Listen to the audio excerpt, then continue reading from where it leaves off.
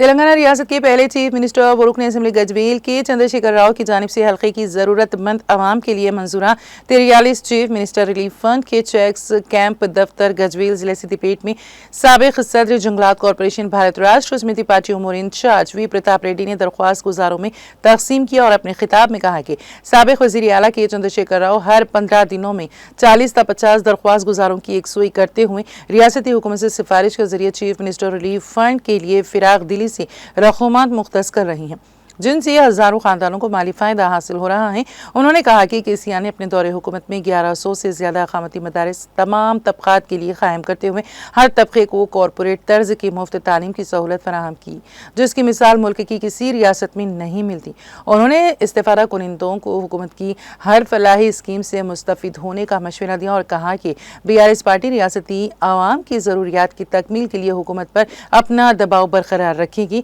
تقریب میں صدر ٹاؤن کمیٹی محمد نواز مینا، ریاستی قائدین خواجہ وراثت علی محمد شیخ، حیدر پٹیل،